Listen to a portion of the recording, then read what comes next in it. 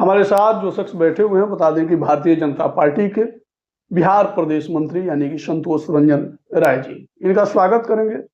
और हर बार गोपालगंज आते रहते हैं और गोपालगंज से इनका बड़ा ही गहरा नाता है। बता दें कि जब अमित शाह जी का आगमन होता है देश के गृह मंत्री का, तो उस कार्यक्रम का प्रभारी बनाया जाता है। इस बार बता दें कि सिवान की धरती पे देश के यशस्वी प्रधानमंत्री यानी कि नरेंद्र मोदी जी आ रहे हैं, उस कार्यक्रम का भी प्रभारी इन्हें ही बनाया गया है। बता दें कि सारण के जितने भी विधानसभा क्षेत्र हैं या फिर ग्रामीण इलाका है या फिर शहरी इलाका है, हर जगह का प्रभार इन्हीं को मिला हुआ है। सारा कार्यक्रम इन्हीं के देखरेख में होगा। सबसे पहले स्वागत करेंगे और विशेष बातचीत इनसे करेंगे। बहुत बहुत स्वागत है सर। धन्यवाद, नमस्कार। गृह मंत्री आते हैं, अमित शाह जी आते हैं, उस कार्यक्रम का भी प्रभारी बनाया जाता है। देश के यशस्वी प्रधानमंत्री नरेंद्र मोदी जी आ रहे हैं, इस कार्यक्रम के भी प्रभारी हैं। पार्टी के काफी जिम्मेदार व्यक्ति हैं, कैसे संभाल पाते हैं? देखिए, पार्टी कार्यकर्ताओं की उपयोगिता को जानती है। ठीक है, पार्टी ने अब काम दिया है, हम प्रयास करते हैं कि इसमें जुड़ के पार्टी के जो लक्ष्य तय है उस लक्ष्य को पूरा करें, कार्यकर्ताओं को जोड़कर आगे बढ़ें, संभावनाओं के बीच पार्टी को पहुंचाने का काम करें।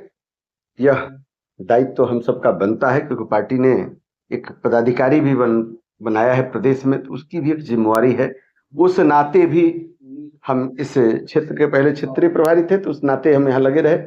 आज इस रैली के इस जिले के प्रभारी हैं, उस नाते यहाँ पिछले 5 दिनों से हम यहाँ प्रवास कर रहे हैं। आगे लगातार हम 20 तारीख तक रहने वाले हैं, जब तक कि गोपालगंज के लोग, गोपालगंज के मोदी जी के समर्थक, गोपालगंज में के जो मोदी जी से उत्साहित लोग हैं, सिवान नहीं पहुंच जाएं, तब तक हम अनवरत लगे रहेंगे। दिन रात कार्यकर्ताओं के बीच प्रवास कर रहे हैं, समर्थकों के बीच हम सब प्रवास कर रहे हैं।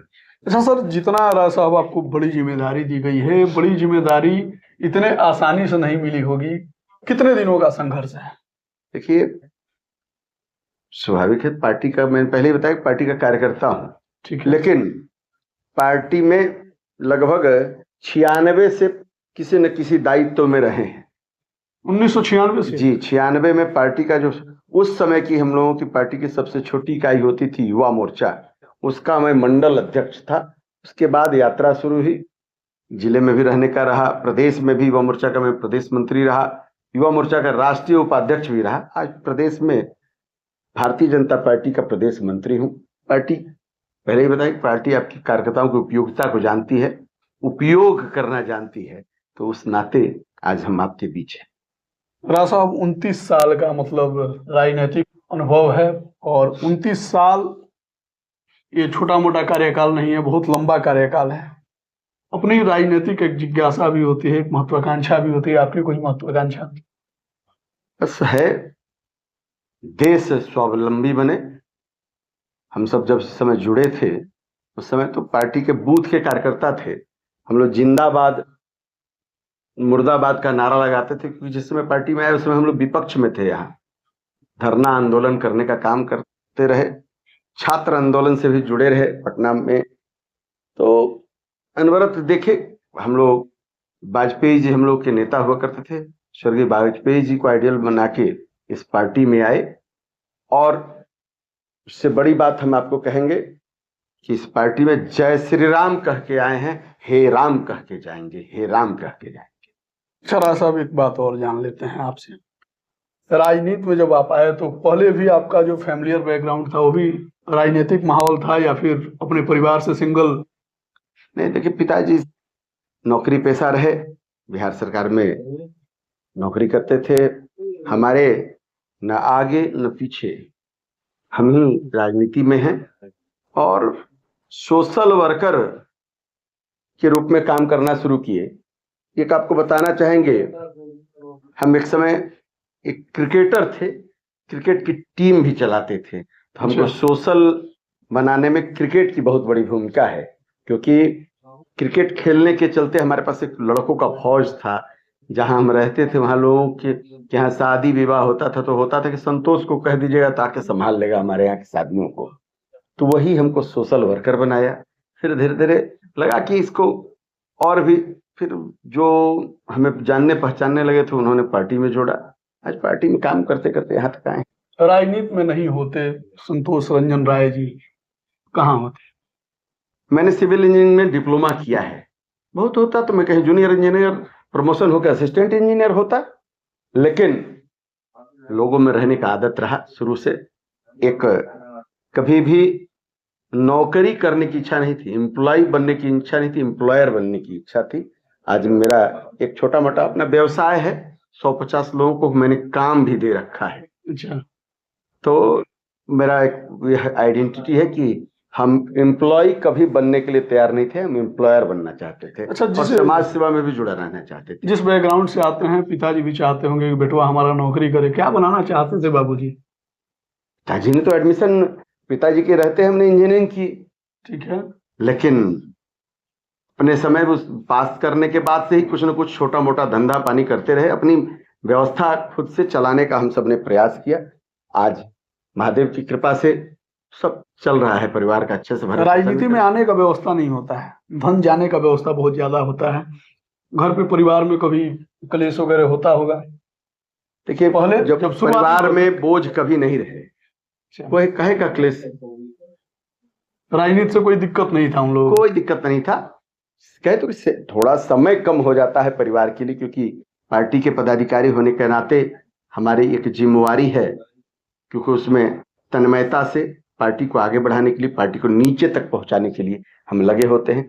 पार्टी के हमारे प्रदेश के अध्यक्ष, हमारे राष्ट्रीय नेतृत्व का जो निर्देश होता है उसको पूरा करने का हम हमेशा प्रयास करते हैं। अच्छा, भारतीय जनता पार्टी ने आपको बहुत ज्यादा सम्मान दिया, विभिन्न पदों पे आप पदासीन भी रहे। अगर मान लीजिए भारतीय जनता पार्टी कहती है कि चुनाव लड़ जाइए संतोष रंजन राय जी, कहाँ से लड़ेंगे? हाँ, तो मैं पार्टी का सच्चा सिपाही हूँ, कार्यकर्ता हूँ। पार्टी मेरी उपयोगिता को जानती है।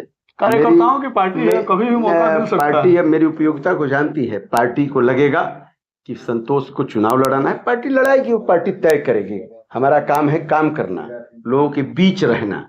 हम उसमें प्रयास करते हैं लोगों के बीच रहें। आज मैं रहने वाला बक्सर का हूँ, लेकिन गोपालगंज में काम कर रहा हूँ, तो यह पार्टी का काम कर रहा हूँ, देश के लिए काम कर रहा हूँ। अगर देश को कोई बचाने वाला है तो वह भारतीय जनता पार्टी है, जो देश के बचाएगी। तो देश को बचाने वाली पार्टी में हम गोपालगंज में आए, गोपालगंज में विगत कई सालों से आते हैं, कैसा अनुभव रहता है गोपालगंज में? ये थावे महारानी की धरती है।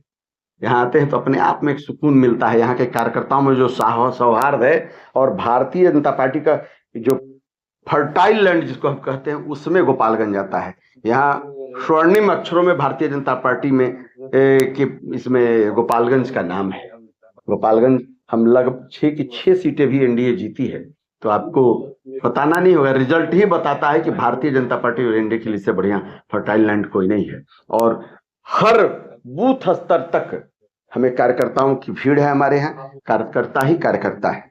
6 को कहाँ जीती है? 4 को नहीं जीती अभी ना, पहले हमने जीता है, पहले 6 का 6 जीती। 6 के 6 जीते हैं। अच्छा, जसौली के लगातार लोकसभा जीत रहे हैं। सिवान के जसौली के धरती पे देश के यशस्वी प्रधानमंत्री नरेंद्र मोदी जी का आगमन हो रहा है। किस प्रकार की तैयारी है? जो लोग देख रहे हैं, इन लोगों को क्या मतलब संदेश देना चाहेंगे इस देखिए, के माध्यम से? तो हमारे घूमने का, हम पिछले 2 दिनों में यहाँ की 6 विधानसभाओं का प्रवास किए हैं। 2 दिन में 6 विधानसभा घूम दिए? 2 दिन में 6 विधानसभाओं के अपने कार्यकर्ताओं के बीच, अपने मंडल अध्यक्षों के बीच हमने सबने प्रवास किया। एक गजब का उत्साह है। नरेंद्र मोदी ऐसे ही विश्व का सर्वाधिक चमकने वाला नेता नहीं है, यह विश्वास है लोगों का। लोग अपने से कह रहे हैं कि कब जाना है, कितने बजे पहुंचना है। तो यह उत्साह गोपालगंज में देख रहे हैं, कुचायकोट में देख रहे हैं, हथुआ में देख रहे हैं, बरौली में देख रहे हैं, तो गोपालगंज शहर में देख रहे हैं। तो अपने आप में गजब का उत्साह है। लोगों को लग ही नहीं रहा है कि सिवान में है। लोग तो कह रहे मेरे बगल का है, पहुंच जाएंगे, हम लोग पहुंच जाएंगे। तैयारी एकदम भव्य है। चलिए, बहुत बहुत धन्यवाद। हमारे साथ बता दें कि संतोष रंजन राय जी थे, बक्सर के धरती से आते हैं, लेकिन बिहार प्रदेश के मंत्री हैं, साथ ही साथ भारतीय जनता पार्टी के विभिन्न पदों पे पदासीन रहे हैं। और हर बार जब भी देश के कोई बड़े नेता आते हैं बिहार में, उसका प्रभारी भी इनको बनाया जाता है। इनके विचारों से आप लोग कितना सहमत हैं, इनके बातों से आप लोग कितना सहमत हैं, कमेंट सेक्शन में लिखिएगा। अगर कोई क्वेश्चन छूट गया हो और कुछ पूछना हो, जानना हो तो कमेंट सेक्शन में लिखिएगा। अगली बार चलिए, मिलेंगे तो पूछ धन्यवाद। लेंगे। धन्यवाद।